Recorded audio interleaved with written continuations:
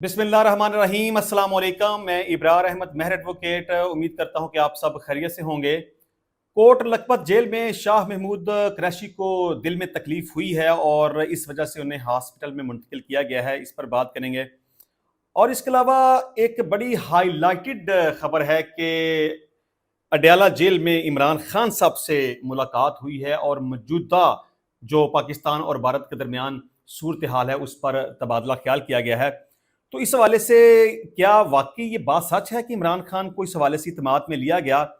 और दूसरे नंबर पे ये भी डिस्कस करेंगे कि क्या हुकूमत और पीटीआई के दरमियान कोई मुज़ाकरात हो रहे हैं कि नहीं हो रहे, इस पर बात करेंगे। इसके अलावा अलीमा खान साहिबा को नमल यूनिवर्सिटी की फंड रेजिंग के लिए बरतानिया जाने की इजाज़त नहीं मिली। अदालत ने उनकी दरखास्त खारिज कर दी। क्यों खारिज की, क्या खारिज करनी चाहिए थी कि नहीं करनी चाहिए थी, और अब अलीमा खान साहबा को क्या करना चाहिए, इस पर भी बात करेंगे। इसके अलावा नवाज शरीफ एक दफा फिर मंजर आम के ऊपर आए हैं, लेकिन बराह रास्त नहीं, इनडायरेक्ट। और उन्होंने मुसल्लह अफवाज और मीडिया की तारीफ की है, लेकिन इसके बावजूद उन्होंने हिंदुस्तान और मोदी के बारे में कोई एक लफ्ज भी मुंह से नहीं निकाला। इस पर बात करेंगे। और इसके अलावा मोदी सरकार को सफारती सतह पर मुश्किलात का सामना है। अरकान पार्लियामेंट का वफद मुख्तलिफ ममालिक में भेजा जाएगा और ये केस पाकिस्तान ने बहुत ज़बरदस्त तरीके से लड़ा और पूरी दुनिया के सामने अपने इस केस को बड़े अच्छे तरीके से पेश किया, जिसमें हिंदुस्तान बुरी तरह नाकाम रहा। इस पर भी बात करेंगे। और इसके अलावा भारत के साबिक वजीर खारजा ने ऑपरेशन सिंदूर को नाकाम करार दे दिया। अब आप अंदाजा कर लें कि हिंदुस्तान के अंदर से ही आवाज़ें उठना शुरू हो गई हैं, इस पर बात करेंगे। इसके अलावा ख्वाजा आसफ ने भारत को एक बहुत बड़ी वार्निंग दी है। इससे पहले भी वार्निंग देते हैं, लेकिन अब की बार जो वार्निंग दी है ना, वो सबसे तगड़ी वार्निंग है। इस पर बात करेंगे। और इसके अलावा वजीर आजम शहबाज शरीफ आज सेशन कोर्ट लाहौर में इमरान खान साहब के खिलाफ पेश हुए। क्यों पेश हुए, इस पर भी बात करेंगे। और इसके अलावा पाक भारत जंग बंदी करवाने पर ट्रंप बहुत खुश है और बड़ा इस बात का क्रेडिट ले रहा है कि मैंने पाकिस्तान और भारत के दरमियान जंग रुकवा दी है, तो मुझे बड़ा अप्रिशिएट किया जा रहा है। इस पर भी बात करेंगे। और इसके अलावा हामिद मीर ने एक दावा किया है कि मोदी अपनी ट्रेजेडी को साउथ एशिया की ग्रेट ट्रेजेडी में तब्दील कर सकते हैं। तो हामिद मीर साहब की ये बात किस हद तक दुरुस्त साबित हो सकती है, इस पर भी बात करेंगे। शाह महमूद कुरैशी साहब की कोट लखपत जेल में अचानक आज तबीयत खराब हो गई। आपको पता है कि 9 मई के वाकयात के हवाले से शाह महमूद कुरैशी साहब इस वक्त कोट लखपत जेल में हैं, लेकिन इससे पहले वो इमरान खान साहब के साथ अडयाला जेल में मौजूद थे, लेकिन अब वो कोट लखपत में हैं। वहां उन्हें दिल की तकलीफ हुई और आप ये कह सकते हैं कि उन्हें दिल का दौरा पड़ा आज सुबह की नमाज के बाद। तो फौरी तौर पर जेल डॉक्टर ने उनका तिब्बी मुआयना किया, उनका चेकअप किया, लेकिन जब उन्होंने ये समझा कि सूरत हाल उनके कंट्रोल में नहीं है, तो उन्होंने फौरी तौर पर लाहौर के कार्डियोलॉजी अस्पताल में उन्हें मुंतकिल कर दिया। लेकिन अब उनके बारे में ये कहा जा रहा है कि उनकी तबीयत अब पहले से बेहतर है। अच्छा, एक बात बड़ी इस वक्त डिस्कस की जाती है कि पाकिस्तान और भारत के दरमियान जो जंग की सूरत हाल बनी, इस हवाले से इमरान खान साहब को इत्मीनान में लिया गया, उनको ब्रीफिंग दी गई और उन्हें बिल्कुल उसी तरह ही ब्रीफिंग दी गई जिस तरह से एक वजीर आजम को ब्रीफिंग दी जाती है। बल्कि कुछ सहाफ़ियों का तो ये भी क्लेम है कि जब पाकिस्तान और भारत के दरमियान जंग की सूरत हाल बनी, उस वक्त चीफ ऑफ आर्मी स्टाफ और मुसल्लह अफवाज के सरबराहान इकट्ठे बैठे इस हवाले से जब मीटिंग कर रहे थे, तो उस वक्त भी इमरान खान साहब का नाम डिस्कस किया गया और ये बात भी डिस्कस की गई कि अगर हालात कंट्रोल से बाहर हो गए तो इमरान खान साहब को जेल से बाहर निकालना पड़ेगा। अच्छा, पहली बात तो यह है कि ये बात मुकम्मल तौर पर झूठ पर मबनी है। ना तो जेल में इमरान खान साहब से किसी ने मुलाकात की, ना मौजूदा सूरत हाल के हवाले से उन्हें ब्रीफिंग दी गई, और ना ही मुसल्लह अफवाज के सरबराहान ने जब मीटिंग की तो इस हवाले से इमरान खान साहब का नाम डिस्कस किया गया। ये मुकम्मल तौर पर झूठ पर मबनी बात है, क्योंकि इस हवाले से किसी भी बंदे के पास किसी भी किस्म का कोई भी सोर्स मौजूद नहीं है। हर बंदा बस अपने ही बात सुना रहा है। अगर इमरान खान साहब बात करें तो बात समझ में आती है, उनके ऑफिशियल अकाउंट के ऊपर इस हवाले से कोई बात आए तो वो समझ आती है, उनके वकला बात करें तो बात समझ में आती है, उनकी पार्टी के लोग बात करें तो बात समझ में आती है, उनकी बहनें ये बात करें तो बात समझ में आती है। लेकिन अगर کوئی اینکر پرسن یہ بات کہہ دے یا کوئی یوٹیوبر یہ بات کہہ دے تو اس کی بات میں کوئی وزن نہیں ہے۔ اور اس کے علاوہ جو یہ بات کہی جاتی ہے کہ پاکستان تحریک انصاف اور حکومت کے درمیان مذاکرات شروع ہو چکے ہیں، تو اس میں بھی کوئی جان نہیں ہے۔ یہ بیرسٹر گوہر علی خان صاحب نے کہا تھا نا کہ حکومت کے ساتھ مذاکرات بھی جاری رہیں گے اور احتجاج بھی جاری رہے گا، لیکن اب اس بات کی تردید عمران خان صاحب کی بہن علیمہ خان نے کر دی ہے۔ انہوں نے کہا کہ حکومت کے ساتھ ہمارے کوئی مذاکرات نہیں ہو رہے، اور یہ بات بالکل درست ہے اور صحیح ہے، کیونکہ حکومت کے ساتھ مذاکرات نہ ہو رہے ہیں، نہ ہوئے ہیں، نہ آئندہ کبھی ہو پائیں گے۔ اور عمران خان صاحب کی رہائی جب بھی ہوگی وہ نہ تو حکومت کے ساتھ مذاکرات کے نتیجے میں ہوگی، اور نہ ہی وہ عدالتوں کے ذریعے سے ہوگی، اور نہ ہی وہ احتجاج کے نتیجے میں ہوگی۔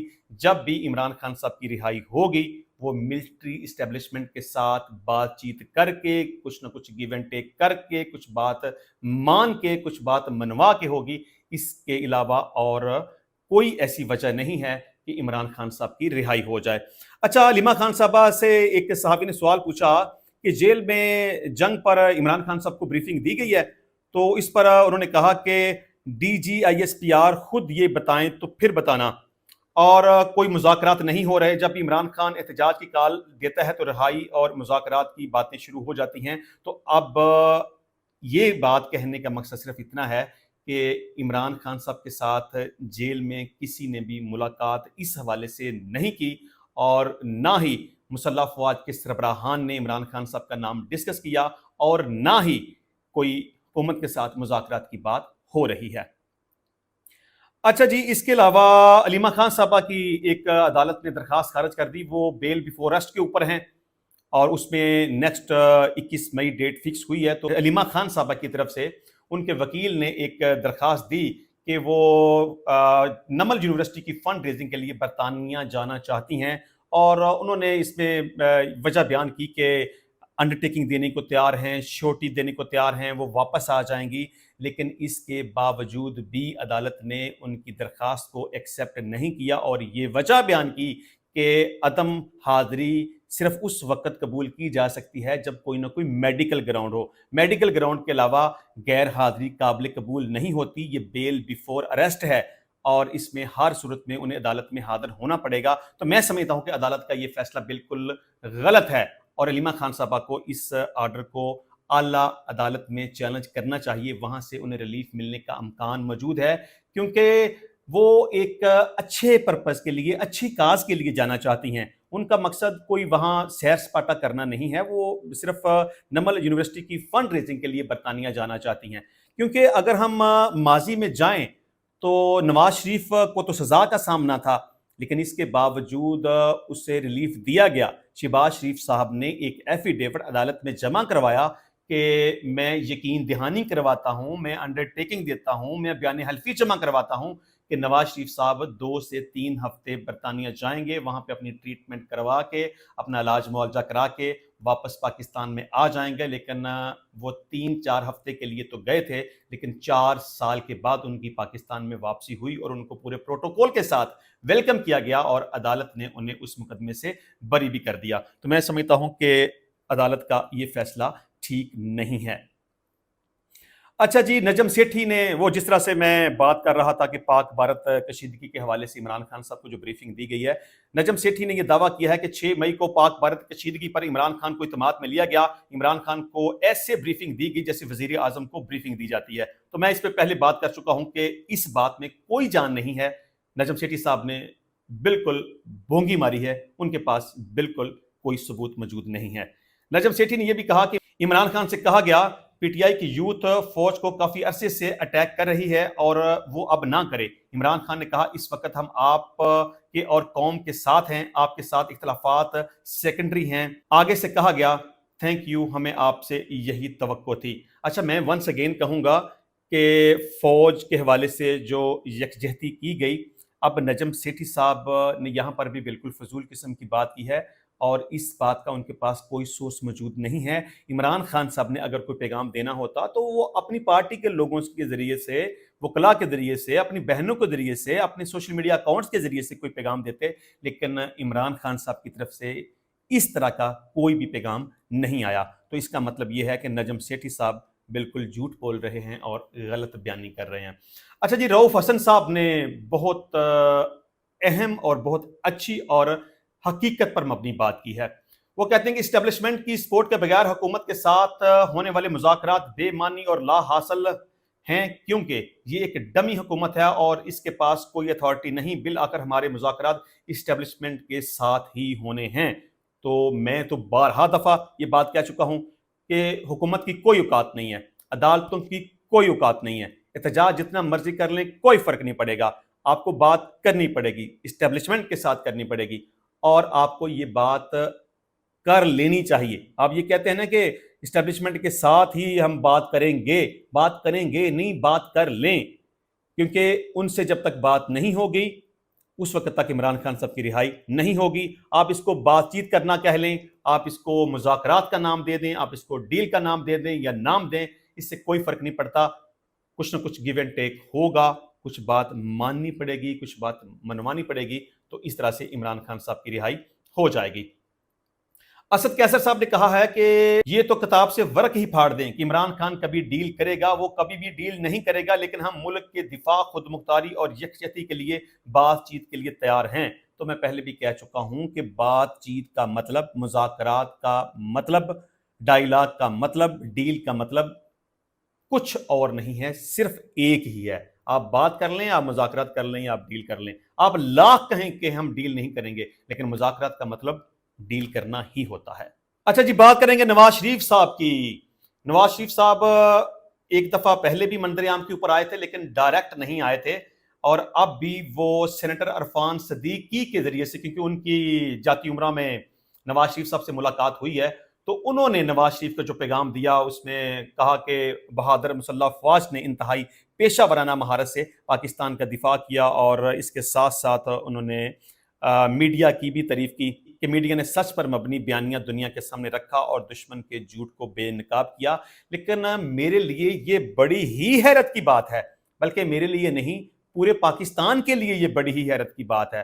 اور اس سے بھی بڑی حیرت والی بات یہ ہے کہ پاکستان تحریک انصاف بار بار اس بات کو اٹھاتی رہی ہے کہ آخر کیا وجہ ہے کہ پاکستان مسلم لیگ نون کا سربراہ ہو، اس کی حکومت ہو، 3 دفعہ کا سابقہ وہ پرائم منسٹر ہو، اور پاکستان حالت جنگ میں ہو، پاکستان کے اوپر پہلگام واقعے کا الزام لگایا گیا ہو، تو نواز شریف پھر بھی خاموش رہے. وہ ہندوستان کے بارے میں بات نہ کرے، وہ مودی کے بارے میں بات نہ کرے. یہ بڑی حیرت والی بات ہے. لیکن اتنا کچھ سننے کے باوجود بھی نواز شریف کے منہ سے کبھی بھی ہندوستان کا نام نہیں نکلا اور نہ ہی مودی کا نام نکلا. اب پتہ نہیں کہ نواز شریف کی اس حوالے سے کیا مجبوری ہے. اتنا بڑا واقعہ ہو گیا، پہلگام کا الزام بھی لگ گیا، اٹیک بھی ہو گیا، اموات بھی ہو گئیں، بچوں کو بھی شہید کر دیا گیا، ہم نے بھی اٹیک کر لیا، سب کچھ ہو گیا، لیکن نواز شریف نے ایک دفعہ بھی مودی کو نہیں للکارا اور نہ ہی ایک دفعہ ہندوستان کے بارے میں بات کی. اب اس کی کیا وجہ ہے؟ وہ میڈیا کے سامنے کیوں نہیں آ رہے، وہ کیوں بات نہیں کر رہے؟ اس کا جواب تو خود ہی دیں گے. اچھا جی، اس کے علاوہ مودی سرکار کو بڑی ٹینشن، بڑی ناکامی کا سامنا، کیونکہ وہ سمجھتے ہیں کہ انٹرنیشنل سطح پر وہ اپنے کیس کو اچھے طریقے سے پلیڈ نہیں کر سکے، اور اب ارکان پارلیمنٹ کو مختلف ممالک میں بھیجنے کا فیصلہ کیا گیا ہے. لیکن یہ کیس پاکستان نے بہت اچھے طریقے سے لڑا تھا، کیونکہ جب پہلگام کا واقعہ ہوا تو اس وقت پاکستان کا سٹانس بہت زبردست تھا.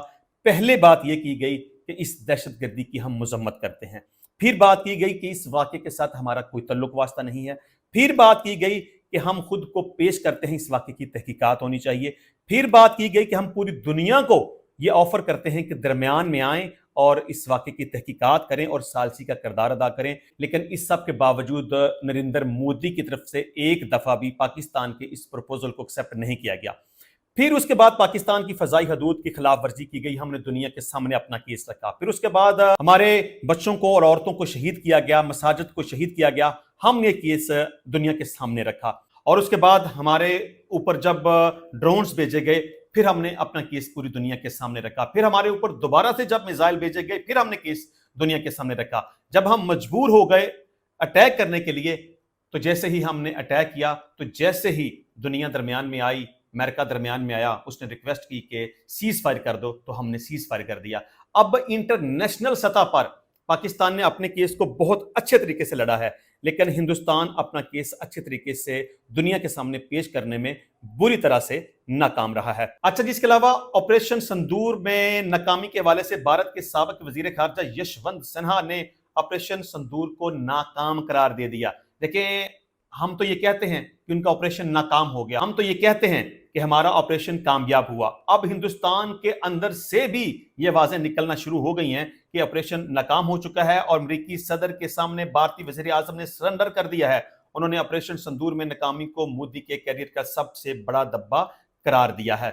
अच्छा, मैंने सबसे पहले कहा था कि ख्वाजा आसिफ साहब चूंकि वजीर दिफा हैं, हिंदुस्तान को वो ललकारते रहते हैं और हिंदुस्तान के बारे में और नरेंद्र मोदी के बारे में वो अक्सर बात करते रहते हैं, लेकिन अब जो उन्होंने हिंदुस्तान को एक तगड़ा किस्म का पैगाम दिया है वो ये है कि अब चूंकि सीज फायर हो चुका है, अब मजीद जारहियत मत करना। पहले भी तुम्हें मना कर रहे थे लेकिन तुम बाज नहीं आए तो तुम्हें मुंह की खानी पड़ी। अब अगर तुमने सीज फायर की खिलाफ वर्जी की या तुमने फजाई हदूद की खिलाफ वर्जी की या तुमने किसी मस्जिद को निशाना बनाया या तुमने किसी मासूम और बेगुनाह इंसान की जान ली, तो तुम जैसे करोगे वैसा ही तुम्हारे साथ किया जाएगा। अगर तुम हमारे ऊपर अटैक करोगे तो तुम्हारे ऊपर उससे बड़ा अटैक किया जाएगा। तुम हमारी मसाजिद के ऊपर अटैक करोगे तो तुम्हारे मंदिरों के ऊपर अटैक किया जाएगा। तुम हमारे बच्चों को मारोगे तो हम तुम्हारे बच्चों को मारेंगे। तुम हमारे सिविलियंस के ऊपर अटैक करोगे तो हम तुम्हारे सिविलियंस के ऊपर अटैक करेंगे। मैं समझता हूं कि बड़ा जबरदस्त किस्म का पैगाम दिया गया है, क्योंकि बिल्कुल भी हिंदुस्तान को रिलीफ नहीं देना चाहिए। पहले उसने जो किया था वो केस हमने दुनिया के सामने रखा। उन्होंने सिविल सोसाइटी को टारगेट किया, हमने उनकी मुसल्लह अफवाज को टारगेट किया। तो अब जो पैगाम दिया गया है ना कि अब अगर तुमने सिविल सोसाइटी के ऊपर अटैक किया तो फिर तुम्हारे साथ वही होगा जिस तरह तुम हमारे साथ करोगे। अच्छा जी, आज वजीर आजम शहबाज शरीफ सेशन कोर्ट लाहौर में इमरान खान के खिलाफ पेश हुए हैं। इस हवाले से खबर यह है कि वजीर आजम ने बयान दिया कि इमरान खान ने इल्ज़ाम लगाया कि नवाज शरीफ ने अपने भाई के जरिए 10 अरब रुपए रिश्वत की पेशकश की। उन्होंने कहा कि मेरे खिलाफ ये इल्ज़ाम तराशी की गई है। तो 10 अरब रुपए हर्जाने का दावा शहबाज शरीफ ने इमरान खान के खिलाफ दायर किया है और शहबाज शरीफ ने आज अपनी शहादत रिकॉर्ड करवाई, उनके ऊपर जिरा की गई और आइंदा समाअत 24 मई तक के लिए मुलतवी कर दी गई है। मैं इस टॉपिक पे बड़ी तफसील के साथ पहले भी बात कर चुका हूं। मैं वंस अगेन कहता हूं कि पाकिस्तान में इस तरह के केसेस की कोई हैसियत और कोई औकात नहीं होती और इस लेवल के इस तरह के जितने भी केसेस होते हैं वो आमतौर पर खारिज होते हैं और ये जो शहबाज शरीफ साहब ने दावा दायर किया है वो भी खारिज हो जाएगा अगर कोई अदरवाइज सूरत हाल ना हुई तो। अच्छा जी, अमेरिकी सदर ने पाक भारत तनाज़े और जंग बंदी पर खुलकर बात की और कहा कि पाकिस्तान और भारत छोटे मुल्क नहीं बल्कि बड़ी एटमी ताकतें हैं। दोनों ममालिक के दरमियान कशीदगी हद से ज्यादा बढ़ रही थी और एटमी जंग छिड़ने वाली थी। दोनों एक दूसरे से सख्त नाराज थे, अदले का बदला चल रहा था, ये लड़ाई मुसलसल बढ़ रही थी और मिसाइलों से ज्यादा हमले किए जा रहे थे। तो इस वाले से पाक भारत जंग बंदी रखवाने पर जिंदगी में सबसे ज्यादा मुझे सराहा गया। अब ये डोनाल्ड ट्रंप जो सीज फायर पाकिस्तान और हिंदुस्तान के दरमियान हुआ है इसका सबसे ज्यादा क्रेडिट लेने की कोशिश कर रहे हैं और कहते हैं कि मैंने इस जंग को रुकवाया क्योंकि पाकिस्तान और हिंदुस्तान एक दूसरे के ऊपर हमलावर थे और एक दूसरे का नुकसान कर रहे थे। अगर जंग ना रुकवाई जाती तो ये एटमी जंग की शक्ल इख्तियार कर सकती थी और लाखों करोड़ों लोगों की जिंदगी खतरे में पड़ सकती थी। अच्छा जी, हामिद मीर साहब ने एक दावा किया है कि भारतीय हुकूमत पर बहुत ज्यादा दबाव बढ़ रहा है और मोदी कोई भी एडवेंचर कर सकते हैं। उन्होंने ये भी कहा कि मोदी अपनी ट्रेजेडी को साउथ एशिया की ग्रेट ट्रेजेडी में तब्दील कर सकते हैं, इसलिए हमें होशियार रहना चाहिए। अच्छा, एक बात तो यह है कि दुश्मन को कभी भी कमजोर नहीं समझना चाहिए और होशियार रहना चाहिए और इस वक्त हमारी मुसल्लह अफवाज हाई अलर्ट के ऊपर हैं। और दूसरी बात यह है कि हिंदुस्तान को जिस तरह से जिल्लत और रुसवाई का सामना करना पड़ा, जिस तरह से वो इंटरनेशनल सतह पर अपने केस को सही तरीके से पेश नहीं कर सका और जिस तरह के उसने अमेरिका के सामने अपने घुटने टेक दिए और रिक्वेस्ट की कि सीज फायर करवाया जाए और जिस तरह से अब दुनिया की बड़ी ताकतें दरमियान में हैं, तो मैं फिलहाल ऐसी तवक्को नहीं करता कि नरेंद्र मोदी अब मजीद कोई गलती करेगा। इंशाल्लाह मिलते हैं नेक्स्ट टाइम नई वीडियो में नए टॉपिक के साथ। तब तक के लिए इजाजत दीजिए। अल्लाह हाफिज।